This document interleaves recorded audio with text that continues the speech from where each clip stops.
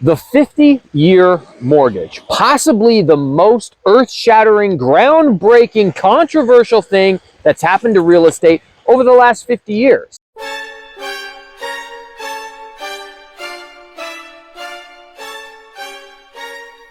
If you're a homeowner or a future homeowner, what does it mean for you? If you're an investor, current or future, what does it mean for you? Now, a lot of people are incredibly critical about the 50-year mortgage. They're saying, wow, imagine paying a mortgage off in 2075, 50 years from today. How could this ever be a good idea? A lot of people hate the president, and they like to try to find any reason they can to hate on him, which, of course, 30-year mortgages are long enough. How could this be a good idea? But before you make your mind up, why don't we talk about what the actual ramifications of the 50-year mortgage are for you? So if you're a homeowner, this could be good news. This could be bad news. Really depends on how you perceive it. Most people say, well, I'm looking at the price of a house when they want to buy something. Prices are high, interest rates are high. The reason that you should consider a 50-year mortgage is because people don't buy houses based on price. They buy houses based on payments. It doesn't matter if it's a $500,000 house. What you're looking at as the consumer and what you get qualified for by your lender is your debt to income ratio. They take a look at how much debt to your current income you have, how much payment you can afford to make. That's what they qualify you on, which is why a $500,000 house at a 3% interest rate, you might qualify for. But if rates all of a sudden double and go to 6% like they did in 2022, you may no longer qualify for that exact same house. This is actually historically what did happen. And so everyone expected, well, I guess prices will just have to come down then. So now we can qualify for stuff. But it's been almost 4 years since 2022 because it's November of 2025. And we still haven't seen prices dropping, crashing, or coming down, making housing more affordable. That's why the concept or idea of the 50-year mortgage is being introduced. Ideally, the president or the government want to make home ownership achievable and affordable to the average person. So if they can spread the payments out over a longer period, they can bring those payments down and put home ownership within the reach of the average person. Or at least that's what the theory is. That's what the selling point of it is. But is that actually what's going to transpire if this occurs? My theory is no, it's not. It's not at all. What will happen is what has happened in the past when we've played with the other legs of affordability. Instead of years on a mortgage, you could play with purchase price, but you can also play with interest rates. When the interest rates went from 3.5% to 6%, we didn't see prices skyrocket or drop. But when interest rates decrease, that's when you see prices rise. As interest rates go down, all of a sudden people are able to afford more house. They then compete with their new affordability and drive prices up. Another good example of this is when you see down payment assistance programs. Oh, we, the government, are going to give $10 to $20 to $30, $40, $50,000 as a down payment bonus to new homeowners. All that ends up happening is the prices of all the homes now go up $10 to $20, $30, $40, $50,000 because everybody can now afford that extra money through these new programs. And so even though the intended goal is to make home ownership more affordable, what typically happens is when you create more demand, but you didn't do anything to the supply, prices go up. That's literally Econ 101. Now, if you're an investor, this could hurt you. This could help you. Investors work off of a different game plan. Now, for those of you who don't know, before I get into how this will benefit investors, and I'm going to talk to you about it, I've been making videos here on YouTube for a number of years. I have started making videos on Rumble. I highly recommend that you follow me there. I'm going to give some tips that are not included in this video that I'll include in the Rumble version on my channel. So subscribe to me on rumble.com, Millennial Mike. Now back to the video. How is this going to benefit investors? Investors who right now currently own real estate, like I do, 28 rental units across 4 different states, 7 years in the game. Currently, I have a bunch of real estate on 30-year mortgages. I also have real estate with 4% interest rates, 5% interest rates, 7% interest rates. Investors are looking to make cash flow. So their primary goal is to get as cheap of a monthly payment as possible. Even if it means that I pay more over the life of the loan, which is what this product will do. A 50-year loan will drop my monthly payment, but I'll actually end up paying more in terms of interest over the life of the loan. But because an investor doesn't care about that, typically, what they're looking for is to make the maximum amount of money in monthly cash flow, and then they profit that money.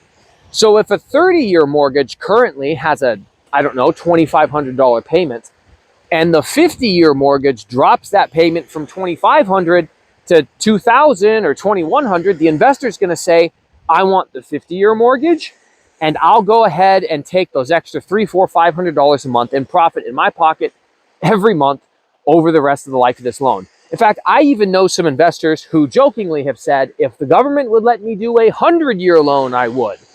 And you can see why. The reason is, again, because if you're maximizing your cash flow on a monthly basis, who cares if it takes more time to pay the property off?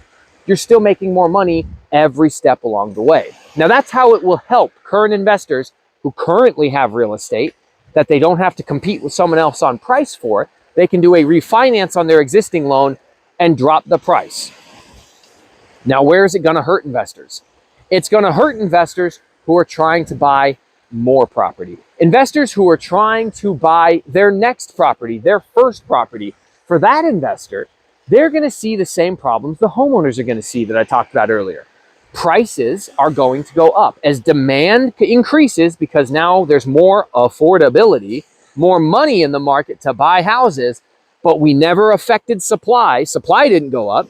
All we're going to see is that prices are going to go up, and the new investor or the investor buying their next property will now have to compete with everybody else who's also offering more money with 50-year mortgages, and prices in real estate will go up. So, will housing affordability be affected in a positive way? Likely no.